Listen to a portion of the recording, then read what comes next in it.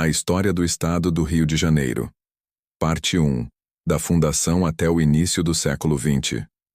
O Estado do Rio de Janeiro tem uma trajetória singular na história do Brasil. Com paisagens deslumbrantes, um dos maiores portos do Atlântico Sul e um papel central na política e cultura brasileiras, o Rio foi palco de momentos decisivos para a construção do país. Sua história começa muito antes da chegada dos portugueses, com povos indígenas, e se desenvolve em meio a conflitos, ocupações estrangeiras, revoltas populares e transformações políticas profundas. Antes da chegada dos europeus, a região era habitada principalmente pelos tamoios, um povo do tronco tupi.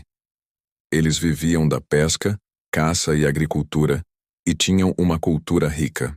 A chegada dos portugueses a partir de 1502 iniciou o processo de colonização, que logo gerou conflitos com os indígenas, especialmente porque os tamoios se aliaram aos franceses na luta contra os colonizadores portugueses. Em 1555, os franceses tentaram fundar a França Antártica, uma colônia calvinista na Baía de Guanabara. Liderados por Nicolas Durand de Villegagnon, os franceses construíram o Forte Coligny na ilha de Serigipe, hoje Ilha de Villegagnon, desafiando o domínio português. Para combater essa ocupação, os portugueses enviaram em 1565 uma expedição liderada por Estácio de Sá, que fundou a cidade de São Sebastião do Rio de Janeiro no dia 1º de março daquele ano, como forma de garantir a soberania portuguesa na região. Após uma série de batalhas, os franceses foram expulsos em 1567. Durante o período colonial, o Rio de Janeiro não teve destaque imediato como centro econômico. O litoral fluminense era aproveitado para a produção de açúcar, em engenhos que utilizavam o trabalho escravo africano. A cidade servia de ponto estratégico por sua posição geográfica privilegiada, com uma das melhores baías naturais do Atlântico Sul. Com o tempo, o Porto do Rio de Janeiro foi ganhando importância, especialmente a partir do século XVII, quando o interior começou a ser explorado em direção às Minas Gerais em busca de ouro. A descoberta de ouro nas Minas Gerais, no fim do século XVII, transformou o rio em um entreposto fundamental para o escoamento do metal precioso. Em 1763, a capital do Brasil foi transferida de Salvador para o Rio de Janeiro, o que reforçou ainda mais seu papel como centro político e econômico da colônia. Durante o século XVIII, o Rio floresceu, tornou-se sede do governo, centro comercial e porto principal da colônia. A cidade crescia em torno do poder, da Igreja Católica e da elite rural, que se beneficiava do tráfico de escravizados, da agricultura e do comércio de ouro. Em 1808, a vinda da família real portuguesa ao Brasil, fugindo das tropas de Napoleão, transformou radicalmente o Rio de Janeiro. A cidade passou a ser capital do Reino Unido de Portugal, Brasil e Algarves, o único caso de uma colônia se tornar sede de um império europeu.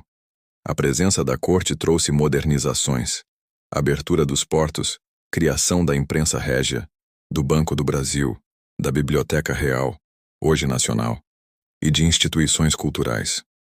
O Rio passou por reformas urbanas e viveu um aumento populacional. Em 1822, foi o cenário principal da independência do Brasil.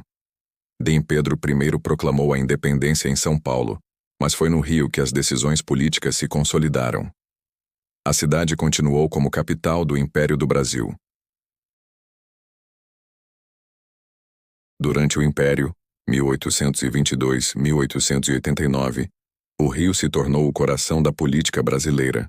Era sede da monarquia e centro do poder imperial. Ao mesmo tempo, enfrentava enormes tensões sociais. A escravidão ainda era o motor da economia fluminense, e a cidade abrigava milhares de escravizados. O século XIX foi marcado por revoltas populares e movimentos abolicionistas. Dentre os episódios notáveis, Revolta da Cabanagem e Balaiada, embora ocorridas fora do Rio, foram duramente reprimidas por tropas enviadas da capital. Revolta do Vintém, 1880. Uma das primeiras manifestações populares urbanas do país contra a cobrança de uma taxa nos transportes públicos. A crescente ação de intelectuais, jornalistas, religiosos e políticos abolicionistas, como José do Patrocínio, que usavam a imprensa para denunciar a escravidão. Com a abolição da escravidão em 1888 e a proclamação da República em 1889, o Rio manteve-se como capital, agora de uma nova forma de governo. A cidade, porém, enfrentava grandes problemas: habitação precária, falta de saneamento e epidemias como febre amarela e varíola. O início da República e a Belle Époque carioca, 1890-1920. Com a República, o Rio de Janeiro começou a se modernizar. Os presidentes da chamada República da Espada e depois da República Oligárquica investiram na infraestrutura da cidade. Durante o governo de Rodrigues Alves, com o prefeito Pereira Passos e o sanitarista Oswaldo Cruz, foi realizada uma grande reforma urbana entre 1902 e 1906. Inspirada em Paris, a cidade passou a ter grandes avenidas, prédios públicos imponentes e melhorias no porto. Por outro lado, essas reformas expulsaram os pobres do centro, derrubando cortiços e criando os primeiros focos de favelas nos morros cariocas.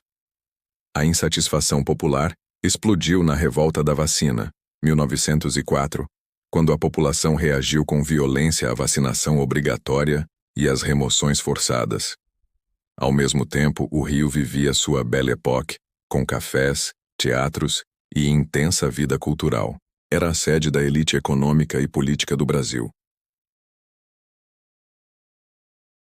Até o início do século XX, o estado do Rio de Janeiro já havia se afirmado como o centro político do Brasil e uma referência cultural. Com uma trajetória marcada por confrontos coloniais, tensões sociais, escravidão e abolicionismo, a cidade do Rio foi o palco dos grandes acontecimentos nacionais. Na parte 2 veremos o avanço da industrialização, o papel do Estado na era Vargas, o impacto da transferência da capital para Brasília, a cultura popular, o surgimento das favelas, o tráfico, a violência urbana e as mudanças até os anos 2020. Segue para a parte 2.